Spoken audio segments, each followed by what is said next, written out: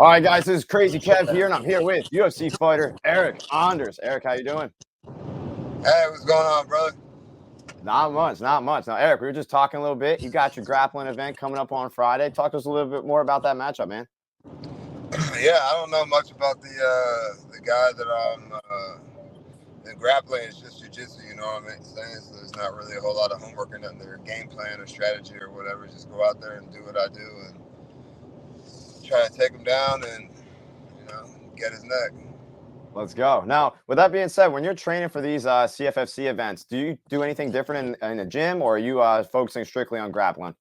Yeah. I focus a lot on like the grappling aspects, wrestling, and trying to finish submissions. Because man, who the hell's trying to grapple for 8 minutes straight or 10 minutes straight?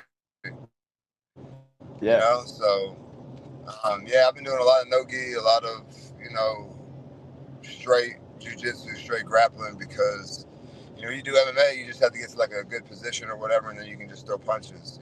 So this is a little bit different. If it goes into overtime, it's first point wins. So getting that takedown is imperative. Yeah, 100%, man. And you've done a couple of these grappling events. I've actually took a picture at one of the events a couple years ago when we were there. And with that being said, man, with you at these grappling events, why do you like doing them so much? It seems like you're always doing them. Yeah. Well, one, grappling is fun. Two, it's a way to stay active in between fights, and stay sharp. Live reps. I'm not getting punched in the face. It's just wrestling a little bit. Might Yeah. get chokes, might get armbar or something, but like no serious injury or consequence. And they're paying, so I don't turn nothing down but my collar. You feel me? Yeah, I hear you. Money's always nice, man. And when it comes to these grappling events, man, like I said, I saw you. You were grappling Andre Petrosky a couple years ago, and then I believe you were actually training with Petrosky and Pfeiffer and those guys. How did you end up training with those guys, especially after grappling against each of those guys? I think that's where I actually met them, like Joe and them, and Eddie Torres and the whole squad. And man, those guys are always cool. They're just great guys, great training.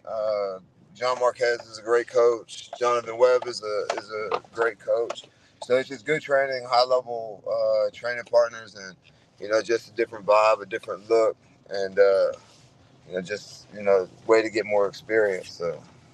Yeah, very nice, man. And speaking about the vibes, man, what kind of music do you like to listen to in the gym when you're training?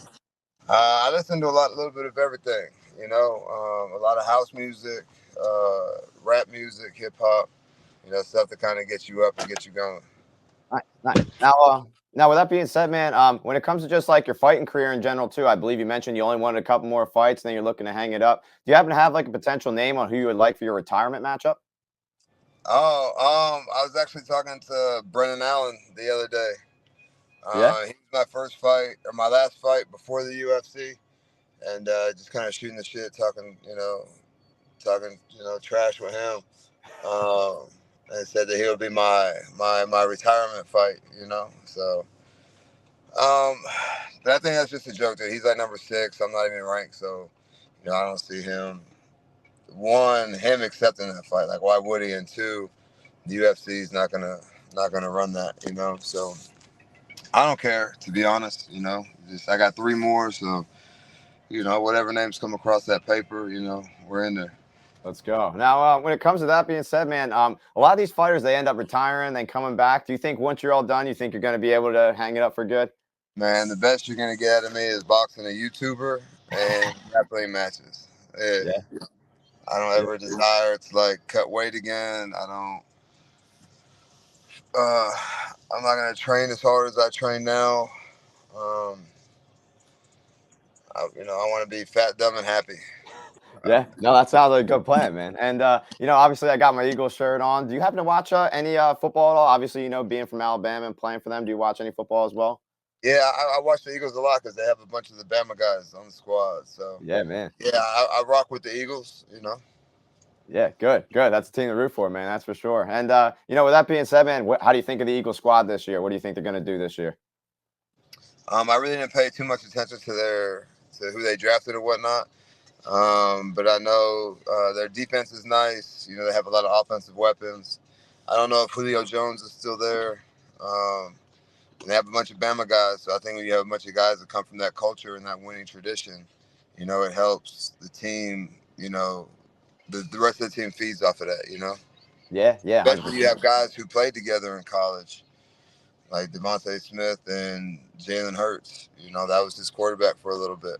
So you already have guys that have like years of chemistry and brotherhood that they're gonna die for each other. So man, they've been on the cusp the last few years. So maybe Yeah. this is the year that they get it done. They better, man. Like I said, that Chiefs Super Bowl, man, that still really hurts thinking about that, especially that freaking flag. And yeah, man. With that being said, obviously, you were playing on Alabama, and you were with Julio Jones. I'm glad you mentioned him. What was it like to kind of play with him and be on his squad? Um, Man, first of all, whenever that kid came in, like a lot of players are hyped up a lot coming out of high school. Maybe they're playing against, and Julio Jones is like 6'4", so I never really, you know, pay much attention to high school accolades because everybody knows that Julio's a phenomenal athlete. So he probably looks even better playing against some 5'6", white boy from Mobile. Yeah. Oh, but man, when he got there, man, he's 6'4". He can jump out the gym. Dude, he had a 405-pound bench press as a freshman in college. Um, and dude, he had like maybe like 3% body fat, if that. And dude, he's just like a crazy athlete, and he'll go get the ball. Oh You know what I yeah. mean? So the hype was real. And Oh he's yeah. played forever in the NFL. This is probably like year 12 for him or something like that. So the proof is in the pudding. Like one year he was uh, maybe had a leading receiver in the NFL.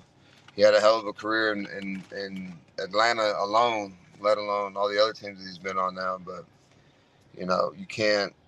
Guys like him are few and far between. Oh yeah. Yeah, 100%, man. And when it comes to the bench press, you mentioned Julio Jones benching 400 pounds. What's your max bench press, man? Man, my max ever in my life is 435. Jeez, that's crazy. That's So ridiculous. him at 18 years old, and his arms are like way longer than mine too. So the range of motion is even bigger. It's even harder to bench a lot of weight because his arms are so long. But I probably didn't bench probably over 400 pounds into college. Yeah, yeah, man, I gotcha. Now, lucky for you, man, you've been on now the Crazy Kev show and as well as the Joe Rogan show, man. What was the Joe Rogan experience like, man? And what was maybe some cool behind the scenes stuff about that one? Um, I think probably the coolest thing is how much of like a regular person he is, a person of that stature. Man, he just walked into the room and he just talked to you like he known you for years. You know. Yeah. So that was dope. The one thing that threw me off is like there's no lulls in the conversation at all. Like he asked me a question before I even finished answering. He was like, "On to the next question." I was like, "But hold on, man, relax. I have more to say." But he's got like number one podcast in the world, and so he's got a bunch of experience and knows how to do it, and knows what works, obviously. So it's yeah, he knows what he's doing. Oh yeah, yeah, he definitely does. He's got a great show, that's for sure. And with that being said, man, he's got some sick videos of him throwing some like spinning back kicks and stuff on the bag. Have you seen that before? And what do you I, think about that? I just saw one today. Oh I yeah, don't yeah. know where it was at. I was just scrolling through Instagram, and it was like the caption was like Joe Rogan putting in work, and he's teeing off on a bag. The one thing that I appreciate about him is like as he commentates fights is he may not have done MMA, but he does jujitsu, and he has like done like taekwondo or like some kind of a martial art, you know. So like I feel like what he says when he's commentating is valid, versus like I don't know, like a Stephen A. Smith. That Yeah. dude, you know, doesn't have an athletic bone in his body, but he wants to talk and criticize LeBron James, one of the greatest to ever do it. I don't understand why his opinion would be valid. Like he's like, it's easy to say, he's like, okay, this guy didn't show up in the fourth quarter, but if you've played, if you've done it, then like, yo, it's the fourth quarter. Like, you've been hit. This is like the 90th play. You know, you've probably came into the game hurt already. You know, he don't understand like all he sees is statistics on paper. You know Right. what I mean? He don't know what it's like to be in the fourth quarter of a Super Bowl, the fourth quarter of a game, you know, down, and you know what it takes to make a game-winning shot or to get open to take a shot or whatever. You know what I'm saying? He just sees statistics and watches the game. All he sees is that he didn't make a shot or that, you know, whatever. So whenever like guys like Stephen A. Smith or somebody who's never played a sport in general, let alone a specific sport, even at a high level, like I doubt he even played in high school. You know what I mean? So I don't take what he has to say. I take it with a grain of salt. Joe Rogan, on the other hand, like he actively trains and has competed at some level at some point. So like when he makes like when he says something or you know maybe he should have done this or this is what he needs to do or like when he's commentating fights you can kind of you know relate to it a little bit more, you know what I mean, because it's coming from somebody who's done it before. Yeah, yeah, 100%. And you know, speaking about like not having an athletic bone in his body, did you happen to see that video of him like hitting the mitts? He's like doing those really low punches. Yeah, You see that one? yeah, and then I also saw where he was talking about if him and LeBron James played one on one, he would make a shot, and I'm just like, no, you're not. But if as soon as you try to dribble the ball, LeBron would steal the ball. Like I've Yeah, seen, I like haven't even seen that clip before. Now that you say that, I'll have to look that one yeah, up. That's ridiculous. him, like he's on the panel or whatever, and I think even JJ Riddick was on the panel. Kendrick Perkins or whatever. Anyways, my point is like you're not making anything on LeBron. You're No, not getting past half court. If y'all are just playing like you would like 1-on-1 or 3v, you know what I mean? You're not getting past like the 3-point arc. no, no, You not know a what I chance. mean? No. So, you know, for me, he's kind of like, you know, those dudes who in the crowd who were like, they see wrestling and like, just get up or, you know, whatever. It's like, yo, you don't have any idea what it's like to have somebody of your equal size, strength, and skill level on top of you. If you could just get up, if the guy could just get up, he would just get up. But there's somebody punching him in the face, and that's like something that you are failing to see. So, Yeah, you know. yeah, 100%, man. And when it just comes to you know getting back to your fights, man, you got 8 wins in the UFC, man. What do you think is maybe your favorite highlight in the UFC, man? I won a bunch of bonuses, so you know, an extra 50,000, you know, is always a highlight. I think my knockout of Vinicius Mohair was pretty cool. Soccer kick of Tim Williams. Oh yeah, Yeah, I got a favorite. Tim Williams. Yeah, my boys say Tim Williams is their favorite as well. that's my favorite too. He's also like I guess he's a Philly guy too or a Jersey He guy. is. You know, I think Andre Petrosky had some heat for me. I guess they used to train together or whatever, so I'm sure he took extra pleasure in uh, that guillotine he hit me with whenever we grapple. You know, Yeah, yeah. like that.